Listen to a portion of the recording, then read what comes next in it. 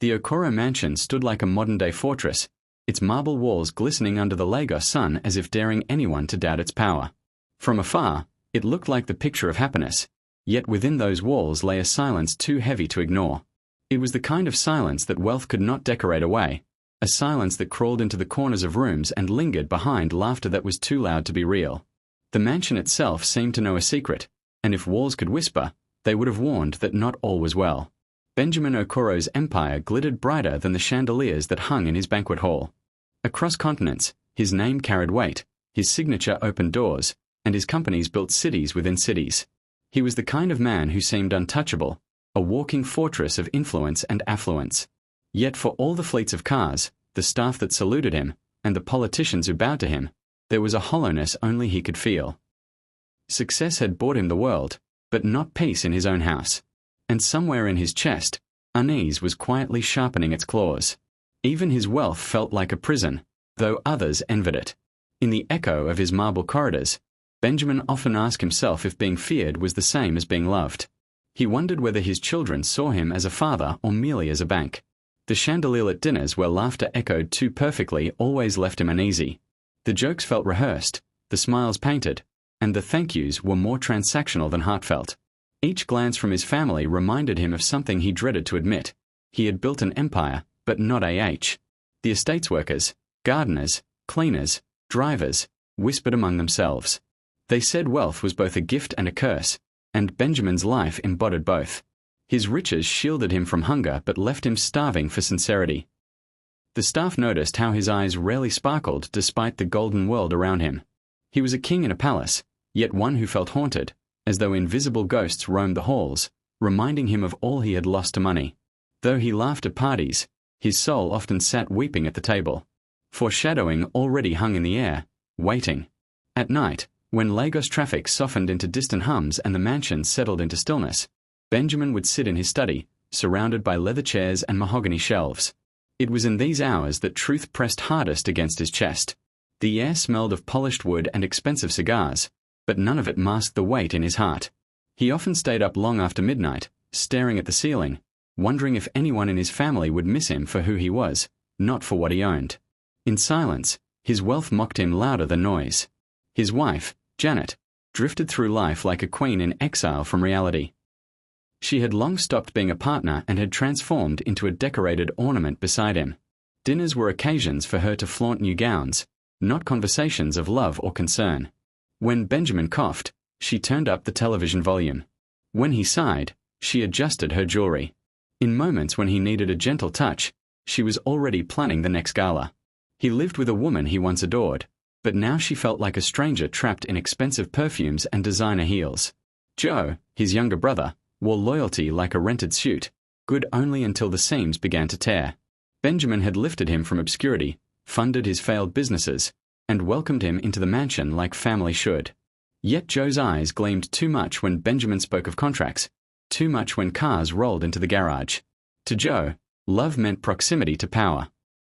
And Benjamin, though he pretended not to notice, often caught the way Joe lingered in his office, scanning documents as if searching for the key to unlock the kingdom when the king wasn't watching. Ethan, Benjamin's first son, was born with everything his father had lacked in youth. But instead of gratitude, entitlement bloomed in him like a poisonous flower. His nights were Lagos headlines. His mornings spent nursing hangovers while bills piled like evidence of neglect. He called himself a prince of the Okoro dynasty, yet he built nothing, earned nothing, contributed nothing. The only inheritance he prepared for was his father's death, though he never said it aloud. In Benjamin's eyes, Ethan was both his pride and his shame, a mirror of what wealth unchecked could corrupt. Jasmine, the daughter, loved by her father in spite of her recklessness, treated life like a party flyer. Clubs knew her name, bartenders knew her favorite drink, and friends knew her father's money would never run dry. She appeared in magazines as a socialite, but never as a woman of vision or purpose. Benjamin often wondered if his daughter would ever grow tired of bright lights and empty nights. But he also feared that when the lights finally dimmed, she would be left with nothing but hollow applause. The silence in his house deepened with her absence. Among all who moved through the Okoro mansion, Samuel, the houseboy, stood out not because of his clothes or status, but because of his heart. He wore no designer shoes, only simple sandals. He owned no cars, only his own two legs. Yet when he smiled, it carried more warmth than any chandelier. He noticed when Benjamin skipped meals. He noticed when the old man's eyes clouded over with unspoken sorrow. He noticed the loneliness no one else cared to see. Unlike the others, Samuel's loyalty did not depend on the size of Benjamin's bank account. Samuel's duties were simple: sweep the floors, polish the tables, carry trays. But he performed them with a devotion that made the tasks almost holy. Where Janet saw a husband too demanding, Samuel saw a man too burdened. Where Joe saw opportunities to grab, Samuel saw reasons to protect. Where Ethan and Jasmine saw an endless vault, Samuel saw a human being slowly crumbling beneath gold. In his own quiet way, he carried Benjamin's dignity when others left it to rot. It was in this contrast that Benjamin's future plan began to take shape like smoke. Benjamin had not always been a suspicious man. In his youth, trust had been his greatest strength, and it had carried him through storms. But with age came betrayals that left scars even money could not cover. He remembered friends who turned enemies once contracts were signed. He remembered political allies who betrayed him when bribes spoke louder. He remembered promises broken by those he loved most. Yet nothing cut deeper than the thought that his own household, his supposed fortress, was already crumbling from within. His mind lingered there, restless, as if waiting for confirmation of his worst fears. At times, humor was his shield. He would joke with business partners that wealth was like soup, sweet to taste but quick to burn the tongue. He often quipped that money made you everyone's uncle but no one's friend. Yet behind the humor was a man who felt the sting of being used. Laughter was his mask, but at night, when the lights dimmed and staff withdrew, the mask slipped. Then came the sighs, the pacing, the deep stares into nothingness. Even in humor, Benjamin was already crying for help, though no one cared to listen, except Samuel. One evening, Benjamin sat in his richly furnished office, the mahogany shelves around him heavy with books he rarely opened anymore. His fingers drummed against the polished desk, a rhythm that betrayed his inner storm. A thought had taken root in his mind, dark, chilling, but irresistible. What if he staged his own downfall? What if he pretended that death was near and watched how his household reacted? Would they reveal care, or confirm his worst suspicions? The seed grew in silence, and in that silence, Benjamin realized he was about to test the hearts that claimed to love him. The idea unsettled him, yet it also intrigued him. He was tired of living in doubt, of wondering if the smiles around him were genuine or merely rehearsed performances for inheritance. His wealth had become both a shield and a blindfold, protecting him yet obscuring the truth.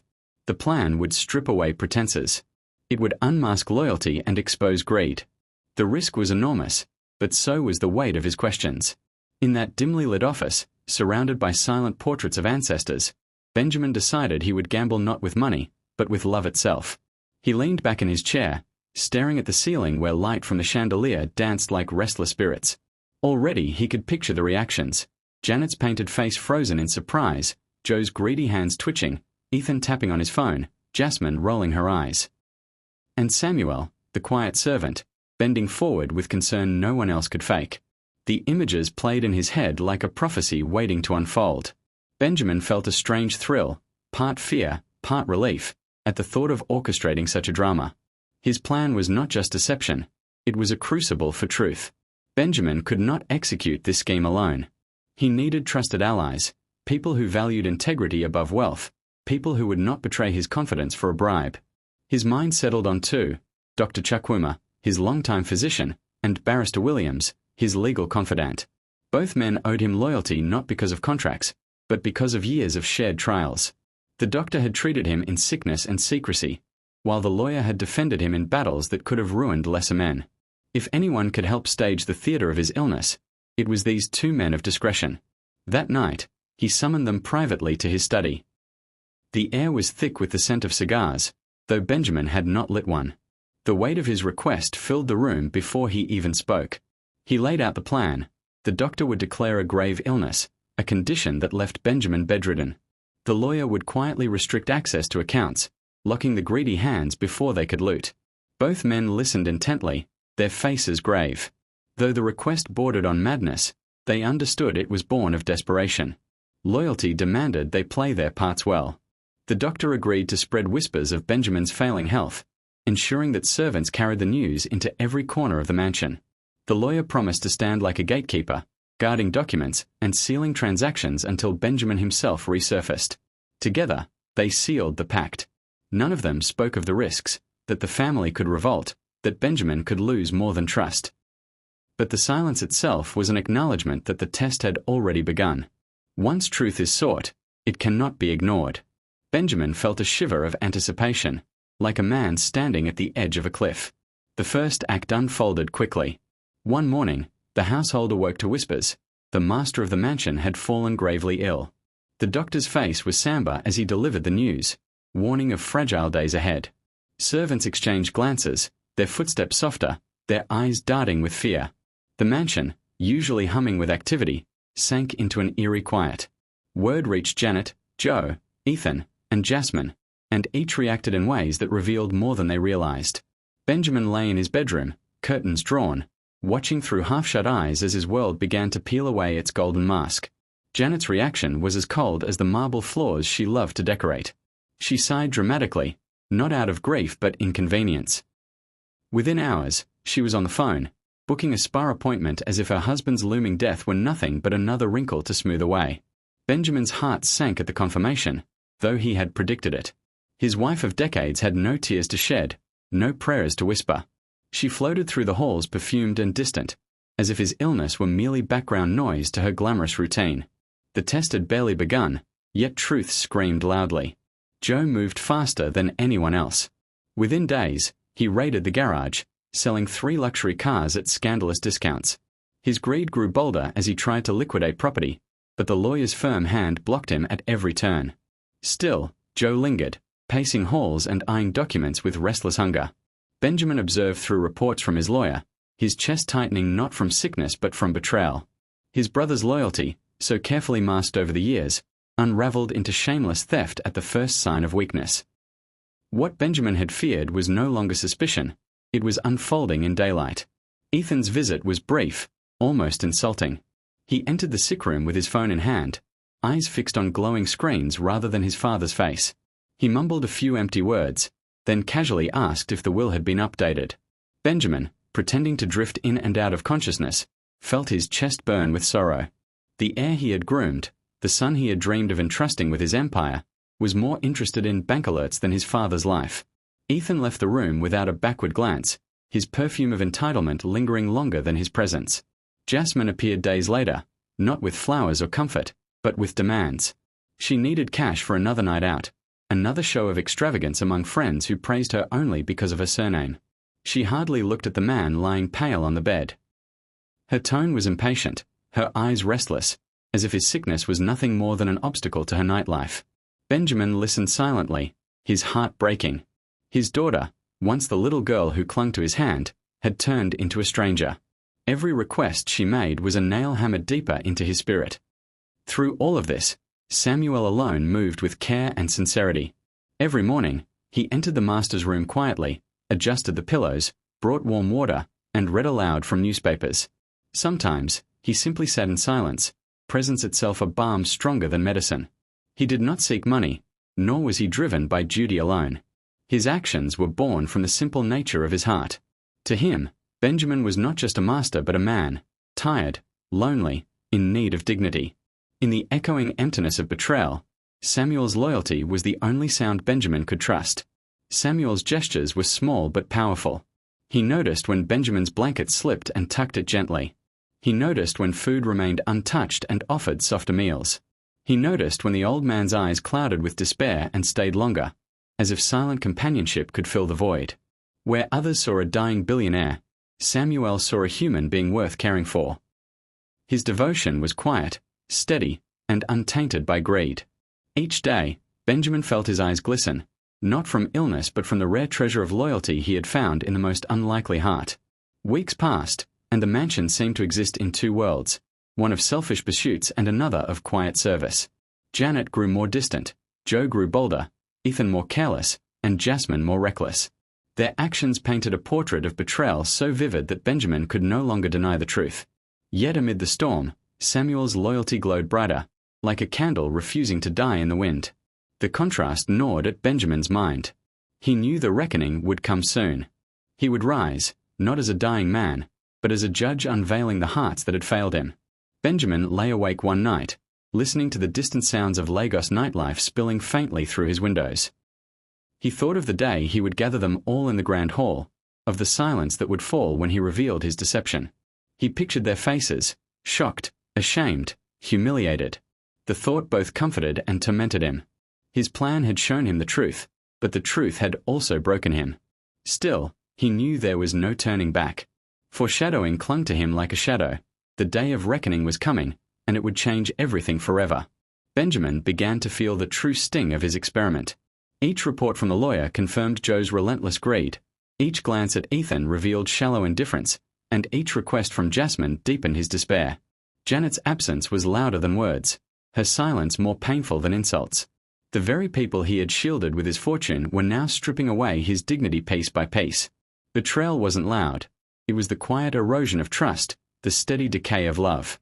Benjamin lay still on his bed, but inside, storms raged. The test had revealed too much too soon. The household had changed. Once filled with the bustle of staff and guests, the mansion now felt like a stage where selfish actors performed without restraint. Benjamin, hidden behind his mask of sickness, observed each act. He saw Joe's hurried footsteps carrying stolen deeds, Ethan's careless laughter echoing from corridors, Jasmine's perfume lingering after her demands, and Janet's heels clicking on marble as she left for another party. Each sound became an indictment, proof that love had fled these walls. It was a symphony of betrayal, and Benjamin, though still alive, felt like he had already been buried. Every night, Samuel entered with a lantern, moving with the humility of one who knew his place yet defied it with his actions. He whispered nothing, yet his presence spoke volumes. Benjamin felt the contrast like fire and ice. His own blood had abandoned him, but this boy, born without privilege, stripped of wealth, remained faithful. The paradox gnawed at Benjamin's heart. How could loyalty dwell in a servant's heart while greed festered in his kin? The lesson was heavy, pressing against him like the weight of unspent years. Betrayal had bruised him, but Samuel's loyalty was quietly healing him. Time became a cruel companion. Days bled into nights, nights into weeks, and the mansion existed in a haze of selfish ambition and hidden sorrow. Benjamin began to wonder if his plan had gone too far. The sorrow of watching his family's hearts laid bare was heavier than the curiosity that had birthed the idea. He longed to stand, to shout, to demand answers, but he forced himself to remain still, knowing the performance had not yet reached its climax. His torment was not illness, but restraint. Truth demanded patience, and patience was its own punishment. He thought of his younger years, when he and Janet had shared dreams under stars instead of chandeliers. He remembered when Joe had been a timid boy depending on his elder brother's generosity. He remembered carrying Ethan as a child, full of wonder, and Jasmine as a baby with eyes bright as hope. The memories clashed painfully with the present. Time had corroded innocence into greed, and love into neglect. Benjamin lay awake, wondering if wealth itself was a curse. Perhaps he had built too high, too fast, and the weight of it all had crushed what was human in them. Even Samuel's loyalty tortured him in a strange way. For each act of kindness Samuel showed, Benjamin's sorrow deepened, for it was proof that loyalty was possible. It simply did not exist in the ones who should have given it freely. His torment grew into a paradox: joy at Samuel's devotion, grief at his family's betrayal. It was a torment sharp enough to pierce even the thickest armor of wealth. He began to realize that his plan was no longer just a test for them. It had become a crucible for himself, forcing him to confront truths too painful to ignore. The Okoro mansion now wore two faces. In one wing, laughter and indulgence flourished. Ethan hosted friends, Jasmine snuck out to endless parties, and Joe prowled like a predator seeking spoils. In the other wing, Benjamin's room remained dim, heavy with silence, visited only by Samuel's footsteps. The mansion itself seemed to split, one side drunk with vanity, the other burdened with sorrow. Even the staff whispered about the strange duality, a dying master ignored while the heirs feasted. The marble floors gleamed as always, but they echoed differently now, one side with carelessness, the other with caution. Benjamin noticed how silence had become his closest companion. His family no longer lingered by his door. Their visits were rare and transactional. The houseboy, however, arrived unfailingly. The contrast sharpened like glass. Each sound of distant music, each revving car leaving the mansion, was a reminder of how far his loved ones had drifted. Silence, though painful, became a mirror showing him truths no one dared to speak. It reflected the emptiness he had tried to cover with luxury. And in that reflection, Benjamin began to see that wealth could not mend broken hearts or restore lost intimacy. Samuel grew into more than a servant during those weeks. He became Benjamin's silent guardian. He shielded him from loneliness with his presence, from neglect with his attentiveness, and from despair with his simple kindness. Though his clothes were plain and his voice seldom heard, his actions carried more weight than any grand gesture. He would rise at dawn to prepare Benjamin's meals, not because he was asked, but because he cared. He would linger at night until the old man's breathing steadied. In Samuel's hands, loyalty was not just duty, it was love wrapped in humility. His actions did not go unnoticed by others. Some servants whispered that Samuel was foolish, wasting his energy on a dying man who would never reward him. Others admired him, seeing in his devotion a rare kind of courage. But Samuel did not care for their opinions. To him, humanity meant kindness, not calculation. He acted not for reward, but because it was right. In a house drowning in selfishness, his quiet strength was a lifeline for Benjamin. And though Samuel never sought recognition, his small deeds were building a story that would one day shock the entire household. There came a night when Benjamin almost abandoned the plan. The loneliness pressed too heavily, the betrayals too raw. He sat up in bed, trembling with anger and sorrow, ready to call everyone into the room and end the charade. But Samuel's arrival stilled him. The young man entered quietly with a tray of warm broth and a folded blanket. He adjusted the curtains, ensuring just enough moonlight filtered through. Benjamin felt his fury subside. If even one heart in this mansion still cared, perhaps his plan was worth enduring a little longer. The reckoning had to come in full. He lay back, his mind racing. What would he say when the truth was revealed? How would they react when he rose from the bed they thought was his grave? He pictured faces twisted in shock, voices stammering excuses, eyes filled with shame. Yet part of him dreaded the moment, knowing it would shatter illusions permanently. Once unmasked, their hearts could never be hidden again. He would gain truth but lose whatever comfort ignorance had provided. The thought weighed heavily, yet he knew he had no choice. The stage was set, and the actors had already condemned themselves. Each dawn carried the weight of inevitability. The sun rose over the mansion's gleaming walls, but Benjamin knew shadows were gathering inside. The lies, the greed, the neglect, all were threads tightening into a noose. He felt both dread and anticipation, as though fate itself had placed him on this path. The day of truth was not far. He sensed it in the restlessness of his heart, in the shifting whispers of servants, in the impatience of his lawyer's eyes. The reckoning loomed like a storm cloud, heavy and unstoppable. Soon, lightning would strike, and masks would fall forever. And so, Benjamin waited. He endured betrayal, savored loyalty, and prepared for the final act.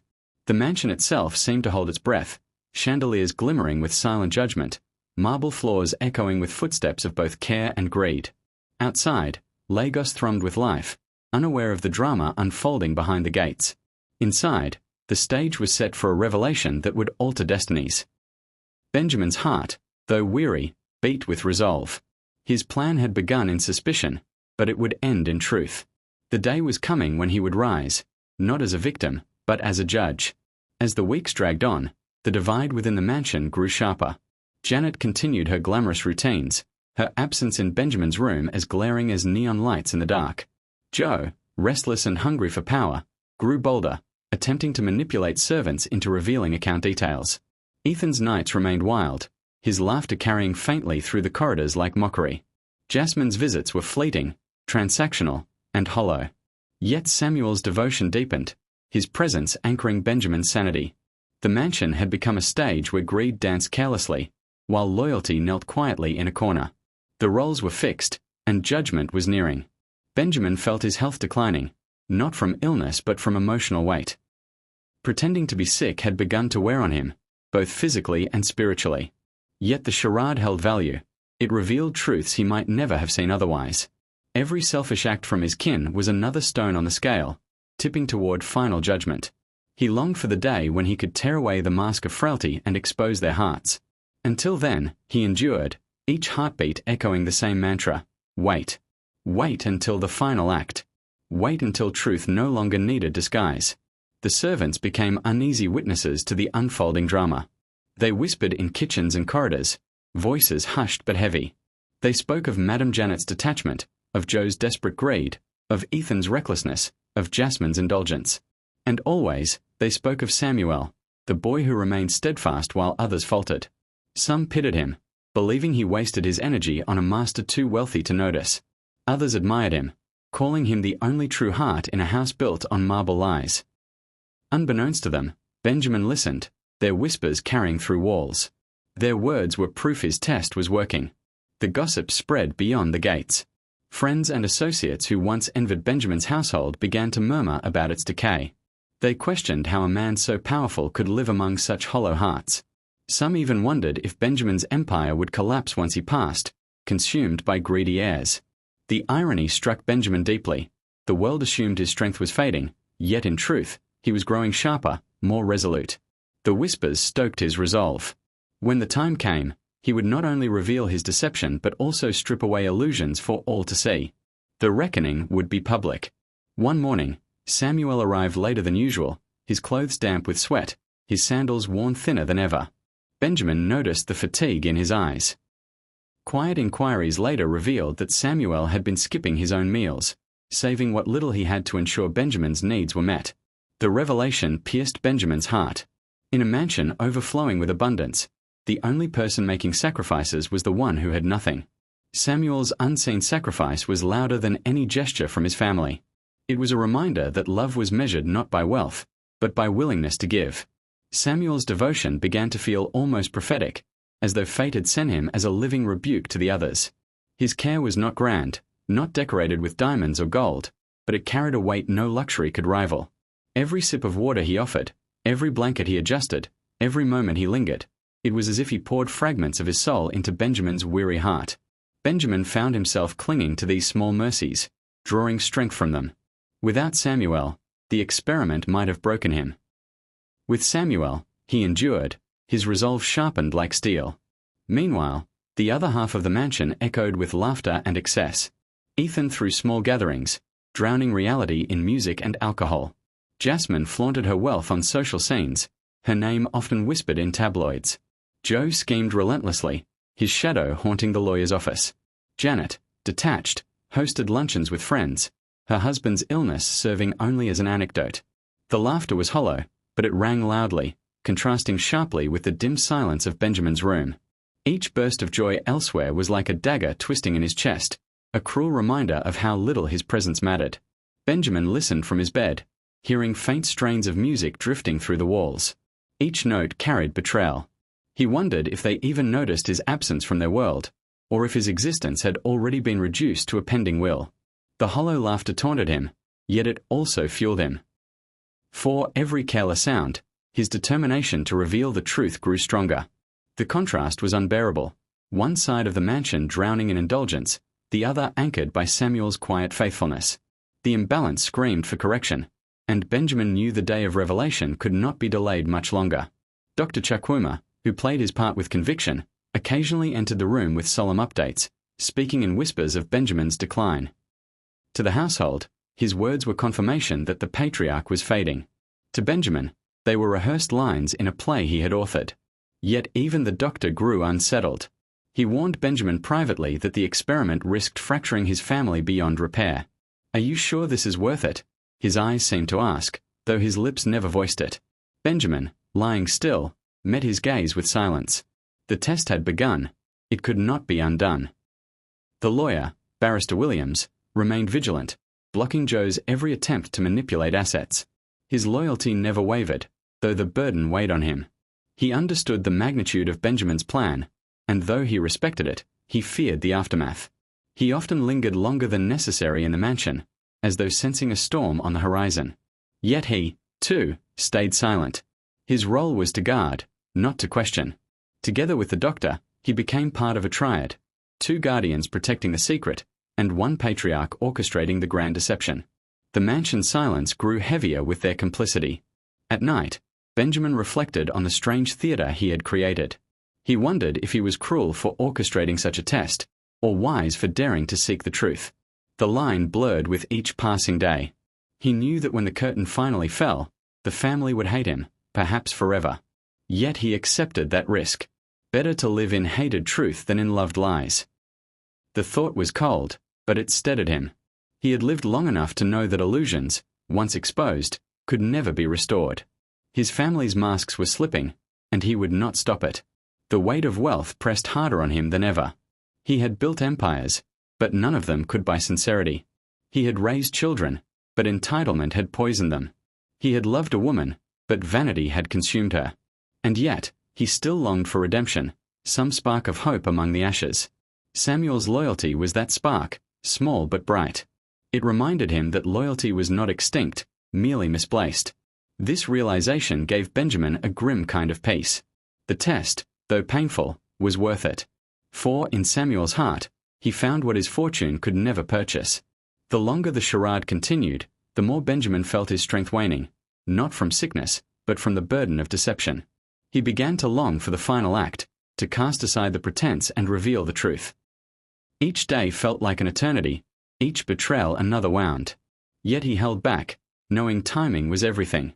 To reveal too soon would weaken the impact. To wait too long would break him. The edge of revelation grew sharper.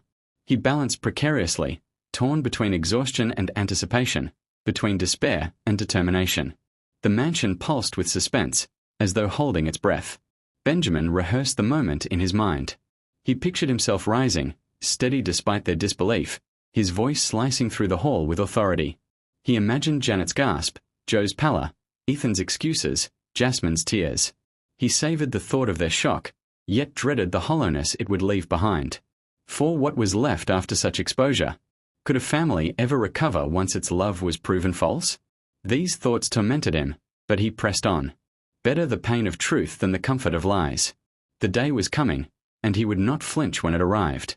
As if fate itself wanted to seal Samuel's loyalty beyond doubt, one night he discovered Benjamin struggling in bed, the blankets tangled, the air heavy with despair. Without hesitation, Samuel knelt beside him, adjusting the covers, whispering reassurances, and remaining by his side until dawn. He never knew Benjamin was awake, watching. In that moment, Benjamin's heart broke and healed at once. This was no performance. Samuel's care was pure, born of love untainted by reward. It was the final proof Benjamin needed. He knew then that his experiment had succeeded, though the ending had yet to be written. The mansion fell into an uneasy rhythm. The heirs continued their careless pursuits. Janet floated in vanity, Joe schemed in shadows, and Samuel tended faithfully. The contrast grew unbearable, like two worlds colliding under one roof. Benjamin sensed the storm drawing closer. The silence before it was deafening. Even the chandeliers seemed to tremble, their crystals catching light as though anticipating the coming judgment. The air grew thick with inevitability, a tension no one could name but everyone felt. The calm before the storm was the most terrifying part, for it promised that the explosion, when it came, would be final. Benjamin rose one night, pacing his room in secret. His body ached from weeks of pretending. His soul ached from weeks of watching. He stood before the mirror, staring into his own weary eyes. What he saw was not a dying man, but a judge preparing to sentence.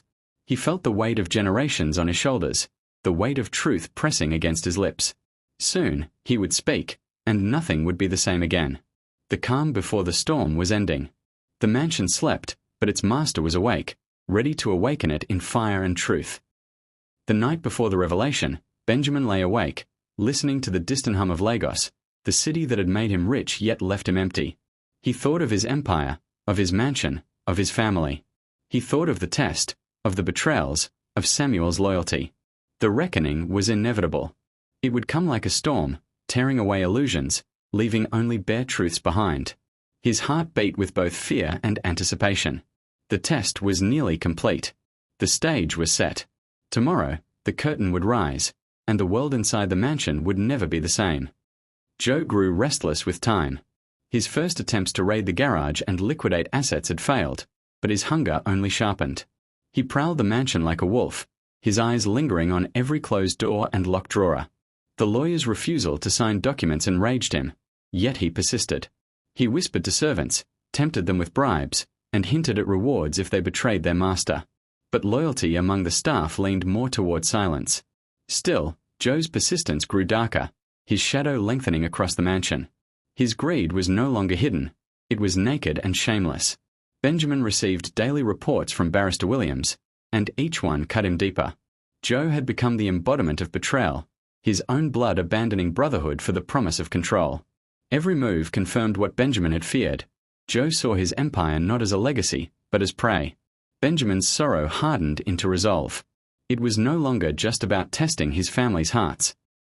It was about protecting his life's work from destruction. The greed in Joe's heart was a fire that, if unchecked, would burn the Okoro name to ashes. The stage for judgment was drawing closer. Ethan, the heir apparent, grew bolder in his neglect. While his father languished in bed, Ethan immersed himself in nightlife. Cars roared from the garage as he sped into Lagos evenings, returning at dawn with bloodshot eyes and reeking of indulgence.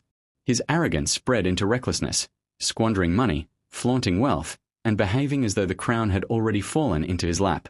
Benjamin, lying in silence, listened to reports of his son's antics, his heart heavy with disappointment. The heir was squandering not only his father's fortune, but also his own dignity. Entitlement had consumed the boy he once loved. Friends began to gossip. Ethan's antics were splashed across tabloids, his pictures plastered on magazine covers beside headlines of reckless excess. The irony stung Benjamin.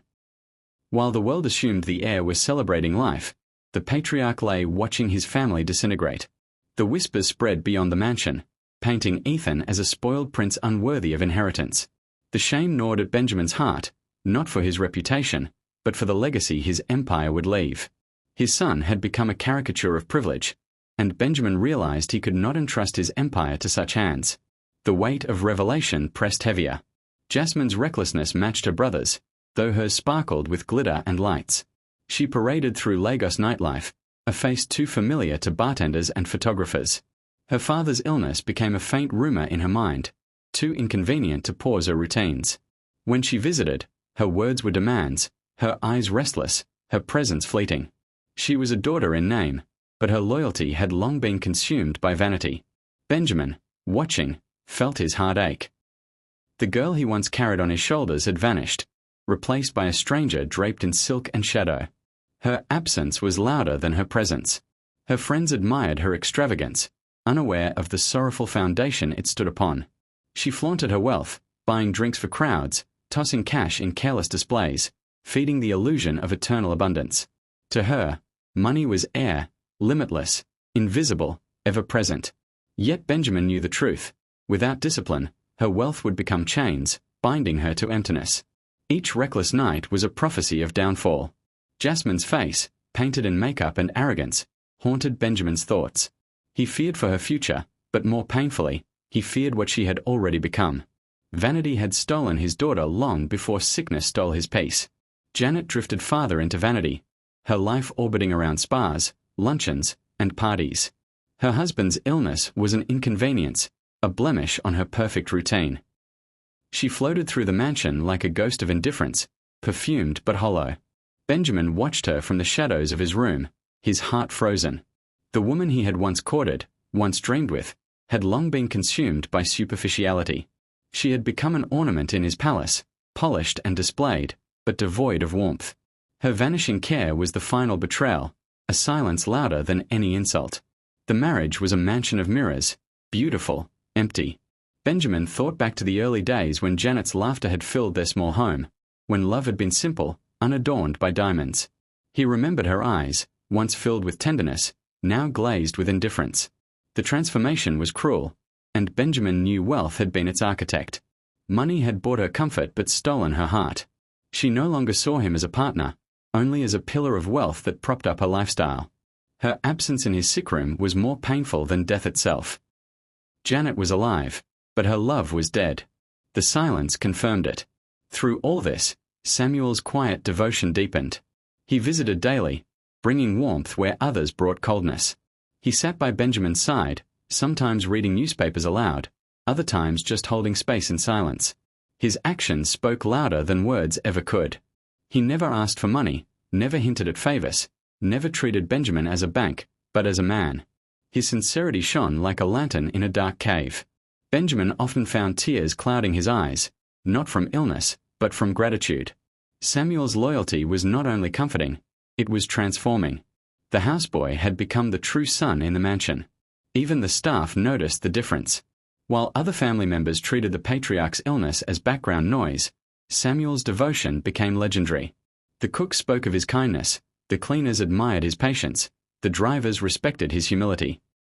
In hushed tones, they began to say what no one dared to voice aloud: Samuel had shown more love than the family themselves. The whispers grew louder, carrying through the mansion's marble halls. Benjamin, listening, felt both pride and sorrow. Pride for Samuel's heart, sorrow for his family's emptiness. The houseboy had unknowingly become the conscience of the household. Benjamin lay in bed, his body weak from weeks of pretense, his heart heavy from weeks of revelation. The test had worked too well. It had shown him truths so painful he sometimes wished he had never asked. His family's greed was a knife twisting daily, but Samuel's loyalty was a balm soothing the wound. The contrast gnawed at him. Could he forgive the betrayals once the truth was revealed? Or would the scars remain forever? His anguish grew, pressing against his chest, demanding an end. The time for revelation was close. His heart ached, but his resolve hardened. At night, he wrestled with conflicting emotions. Rage simmered within him, demanding punishment for the betrayals. Yet sorrow softened him, whispering of forgiveness. He longed to restore his family, yet he knew restoration required truth. The conflict tore at him, but in the silence of his room, one thought echoed louder than the rest. He could not die without exposing their hearts. His empire, his legacy, his very soul depended on it. The anguish was unbearable, but it was also the fire forging his resolve. The test had stripped illusions. Now the reckoning would strip excuses. The day arrived with eerie calm. The mansion awoke as usual, servants bustling, cars revving, laughter echoing faintly. Yet Benjamin felt the air charged with inevitability. He rose from his bed, his steps steady despite weeks of pretense. He summoned his lawyer and doctor, who flanked him like guardians. The grand hall, with its chandeliers glittering and marble floors gleaming, became the chosen stage. He sent word for Janet, Joe, Ethan, Jasmine, and Samuel. They entered, their faces carrying confusion, annoyance, or indifference. Only Samuel's face showed concern. The hall grew silent. The curtain of deception was about to fall. Benjamin stood tall, his eyes sweeping across them. The weight of weeks pressed against his chest, but his voice emerged steady. He revealed the truth. His illness had been staged, his weakness an act. Gasps filled the hall, shock rippled through faces. Janet paled, Joe stiffened, Ethan frowned, Jasmine froze. Samuel, however, stood quietly, eyes steady, heart unshaken. Benjamin declared that this was a test of loyalty, and only one had passed. The silence that followed was heavier than any storm. In that moment, the mansion itself seemed to breathe, as though it too awaited judgment. The hall fell into a silence so thick it suffocated. Janet's eyes darted, searching for excuses. Joe's hands trembled, his schemes collapsing like sandcastles under waves. Ethan shifted, restless, his arrogance punctured. Jasmine lowered her head, her pride crumbling. No words could defend them. Their betrayal had been laid bare in the light of truth. The silence was their confession, louder than any admission. Shame clung to them like chains, binding their pride, silencing their tongues. Benjamin watched, his face hard, his heart wounded. The silence was his proof. He no longer needed words. They had already condemned themselves. The silence after Benjamin's revelation was unbearable. It hung like smoke in the grand hall, suffocating those who had failed. Janet, adorned in luxury, looked suddenly small beneath her jewels. Joe's confidence dissolved into the pale face of a thief caught red-handed. Ethan's swagger shriveled, his eyes avoiding his father's. Jasmine's painted face blurred with the tears she tried to hide. Their masks had crumbled, exposing the rot beneath. The truth was undeniable. Their love had been for wealth, not for him. In contrast, Samuel's steady gaze cut through the room like light piercing a darkened cave. Benjamin's heart throbbed with both sorrow and grim satisfaction. The test had revealed the very marrow of their hearts. His wealth had become their master, his death their ambition, his existence their inconvenience. Yet in Samuel, the houseboy with nothing, he had found the purest loyalty. The contrast was damning, and the silence confirmed it. He raised his head, and though his voice carried no anger, its calm weight was more terrifying than rage. In that moment, the heirs realized they were not just losing privileges, they were losing the trust of the man who had built their world. Benjamin declared what the test had proven. They had failed him. His words, deliberate and heavy, struck like blows. Janet's neglect was laid bare, Joe's greed condemned, Ethan's arrogance unmasked, Jasmine's vanity exposed. Each sentence was a judgment, each truth undeniable. Their shame was not private. It echoed across the marble hall, reverberating in their own minds. The doctor and lawyer stood silently, witnesses to justice. Samuel alone remained unjudged, his loyalty shining in contrast. The heirs trembled under their father's words, realizing that their inheritance had slipped like sand between careless fingers. Joe attempted to protest, but his brother's piercing gaze silenced him. Years of scheming had unraveled in seconds. Ethan tried to smirk, but the weight of his father's disappointment bent his arrogance into silence. Jasmine wept softly, her tears dripping onto the marble, but they were too late. Janet's lips parted, but no words emerged. Each of them stood condemned not by accusation, but by their own actions. Benjamin's judgment was not just about wealth, it was about love, humanity, and loyalty. The verdict was clear. They had failed the test of a billionaire's heart. Benjamin's decision was swift. He declared that access to accounts would be frozen, luxury suspended, and inheritances withheld. No longer would the mansion serve as their playground. No longer would wealth fuel their vanity. Their privileges were stripped like robes torn from guilty shoulders. Gasps escaped their lips, but no one dared defy him. The marble hall itself seemed to echo the weight of his decree. For years, they had lived as royalty under his roof. Now, they were humbled. What they had taken for granted was gone, and what remained was the emptiness of their own hearts. The shock was unbearable. Janet's eyes widened in disbelief, as though diamonds and designer gowns could shield her from consequence. Joe's fists clenched, the loss of access to fortune wounding him deeper than betrayal ever could. Ethan's face flushed, not with shame but with panic. His lifestyle depended on wealth he no longer controlled. Jasmine's sobs grew louder, her pride shattered by the sudden collapse of her golden world. Their pain was not for Benjamin, but for themselves. They had lost not a father, but a fountain of wealth. Their grief was selfish, and it sealed their condemnation. Then came the turn none expected. Benjamin turned toward Samuel, the quiet boy who had served without expectation. The air shifted, the silence heavy with anticipation. Samuel lowered his head, humble even in recognition. Benjamin spoke of Samuel's daily devotion, his loyalty, his sacrifice. He announced that Samuel would be rewarded, not just with gratitude, but with tangible blessings. Samuel would receive education, a home, and a stake in the company. The announcement rang through the hall like a bell of justice. Shock rippled across faces, for the lowest in the household had become the most exalted. Samuel's eyes filled with tears, not of greed but of disbelief. He had never sought recognition, yet here it was, thrust upon him like a crown. His hands trembled, his lips quivered, but he remained silent, overwhelmed by grace. The contrast was sharp.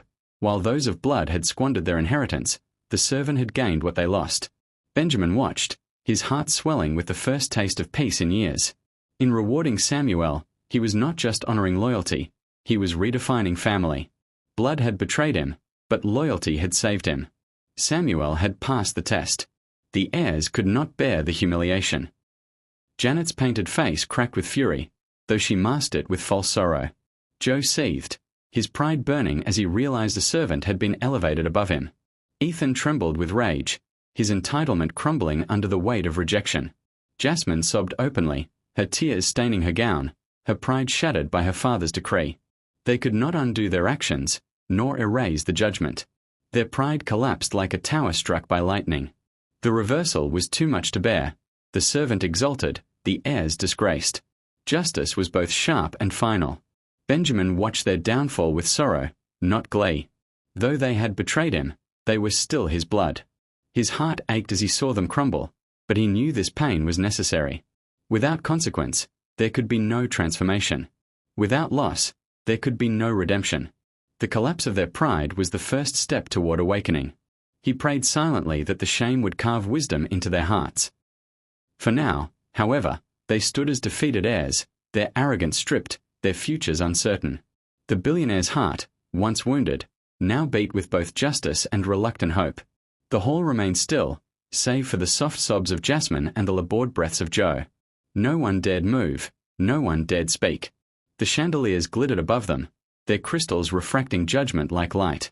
The marble beneath their feet felt colder than ever. Silence pressed on their shoulders like chains, binding them to the weight of truth. Samuel stood quietly, his head still bowed, humility refusing to rise even in triumph. The contrast was unbearable, the proud reduced to ashes, the humble exalted to honor. The silence deepened, and Benjamin knew it would echo long after. Benjamin broke the silence with words that struck deeper than punishment. He told them that wealth was fleeting, that love and loyalty were treasures beyond gold. His voice carried no anger, only finality. The heirs listened, though their hearts burned. The lesson was clear. Their inheritance was suspended, their privileges gone, but their shame was eternal until repentance bloomed. He had given them a chance, and they had failed. The silence that followed was heavier than thunder. In that silence, they realized that money could buy everything, except forgiveness. That had to be earned, and they had much to prove. As the days passed, the heirs lived under the weight of their humiliation. Janet avoided mirrors, unable to face the emptiness behind her painted face. Joe withdrew, his schemes collapsed, his hunger unsatisfied. Ethan shrank, his friends abandoning him as wealth dried up. Jasmine grew quiet, her laughter replaced by sobs behind closed doors. The family that once sparkled in Lagos society now lived in shadows, disgraced by their own hearts. Their lives were ashes, burned by greed. Only Samuel's presence brought warmth, his loyalty untainted by bitterness. The mansion, once divided, now reflected truth in every corner. Benjamin watched them with mixed emotions. His heart ached for their pain, but his resolve did not waver. They had to live with the consequences of their betrayal. Perhaps time would carve humility into their pride, perhaps suffering would birth wisdom. For now, they remained in ashes, stripped of illusion. His test had been cruel but necessary. It had saved his empire from destruction, revealed loyalty in unexpected places, and unmasked hearts that had long hidden in shadow. His family was broken, but truth had been born. Sometimes, he thought, fire must consume before renewal begins. For the first time in years, Benjamin felt peace. Not the peace of wealth, not the peace of applause, but the peace of truth. He had tested his family, and the results had been both devastating and liberating. He now knew who stood by him and who stood against him. Samuel's loyalty had restored his faith in humanity, while the betrayal of his family had freed him from illusions. He was no longer a prisoner of false love. He was a man who had seen the depths of hearts, and in that knowledge, he finally rested. The mansion shifted in atmosphere. No longer did hollow laughter echo through the halls. Silence prevailed, but it was no longer oppressive, it was cleansing. Samuel's footsteps brought warmth, the staff moved with newfound respect, and Benjamin's presence commanded awe rather than assumption. The mansion was no longer a stage for greed, but a sanctuary of truth. Benjamin walked its corridors with lighter steps, his heart tested and strengthened. The billionaire's wealth had once glittered without peace. Now, his peace glimmered brighter than gold. The test was over, and though scars remained, his heart had been redeemed. In the days following the revelation, regret became a constant companion for Benjamin's heirs. Janet drifted through the mansion like a ghost, her once glamorous routines hollowed by shame. She avoided her husband's gaze, knowing her indifference had betrayed him more than words ever could. Joe wandered aimlessly, his hunger unsated, his schemes shattered by exposure. Ethan sat in silence, stripped of arrogance, his phone now a useless distraction. Jasmine wept at night, her tears soaking pillows once bought with frivolity. Regret gnawed at them all, yet it did not restore what was lost. They lived in shadows, haunted by truth. Benjamin observed them with silent sorrow. He had not wished their destruction, only their awakening. But the weight of shame was heavier than he had anticipated. They avoided him now, their silence not born of neglect but of fear. The roles had reversed. Once he had been invisible in his wealth, now they were invisible in their disgrace. It was a bitter irony, but Benjamin bore it with calm. He had planted the seed of truth, and though it had scorched them, he prayed it might one day grow into humility. For now, they remained prisoners of regret. The mansion itself seemed changed by the ordeal. Its corridors no longer echoed with careless laughter or shallow indulgence. Instead, footsteps were measured, voices hushed, and the air thick with reflection. Servants moved with a newfound reverence, inspired by Samuel's loyalty and Benjamin's judgment. The chandeliers glittered less arrogantly, their light softer, their crystals reflecting not vanity but truth. Even the marble floors, once a runway for extravagance, now seemed to demand humility with each step. The mansion had become less of a palace and more of a mirror, reflecting the hearts within. And in that mirror, truth lingered. Benjamin felt the transformation most keenly in himself. For years, he had been weighed down by doubt, uncertain whether love in his house was real. Now he knew the answer, painful though it was. The knowledge freed him from illusions, allowing him to live with clarity. He no longer mistook proximity for loyalty or attention for love. He saw through vanity, greed, and arrogance with sharpened eyes. The mansion was no longer a gilded cage, it was a sanctuary of truth. And though scars remained, he carried them like medals of survival. His heart, tested and bruised, had emerged stronger. Samuel's life began to change in quiet yet profound ways. Benjamin ensured he was enrolled in school, his fees covered, his future secured. The boy who had once polished floors now studied books with determination. He was given a small home on the estate, a place to call his own. Yet Samuel did not let pride consume him. He continued his duties with humility, serving Benjamin with the same devotion as before. His rising star shone not in arrogance but in gratitude. He became a symbol, not just for the staff, but for Benjamin himself, a reminder that loyalty endures. The staff admired him openly now, some even envying his fortune. But Samuel remained grounded. He still swept halls, fetched water, and carried trays, though he now had the means to do otherwise. His humility became legendary, whispered as inspiration among the servants. They said he was proof that loyalty bore fruit, that humility could outshine wealth. Samuel himself never boasted, never gloated. His life was changing, but his heart remained the same. In him, Benjamin saw not just a servant elevated, but a son in spirit. Samuel had passed the test, and his reward was more than riches, it was purpose. The heirs struggled under their new reality. Janet found herself unwelcome in social circles. Whispers of her neglect spread, and friends distanced themselves. Joe's reputation collapsed, his greed exposed to associates who no longer trusted him. Ethan's wild friends abandoned him once money dried up, leaving him to face his emptiness alone. Jasmine, once the darling of Lagos nightlife, now found herself mocked as stories of her selfishness circulated. They were heirs without crowns, princes and princesses stripped of glamour. Their exile was not physical but social and emotional, and it cut deeper than any financial loss could. Benjamin watched but did not intervene. He knew that shielding them from consequence would undo the lesson. Their exile was the natural fruit of their actions, and though painful, it was necessary. They had to taste the bitterness of neglect, the sting of isolation, the hollowness of vanity. Only then could they understand the value of loyalty and love.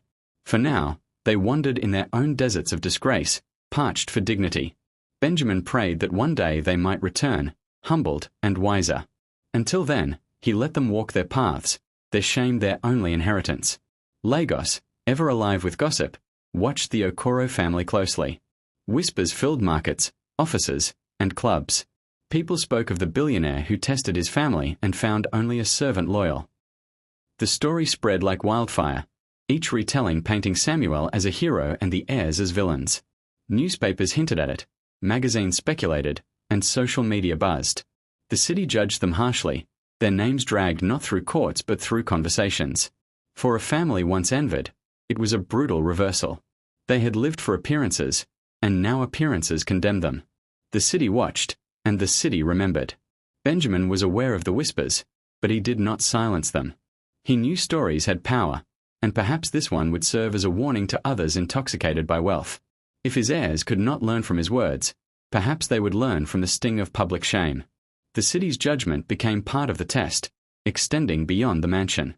In Lagos, power was fragile, reputation fragile, love fragile. Benjamin accepted this as truth. He had not sought fame in his revelation, but now that it had come, he embraced its lessons. His test had become a tale.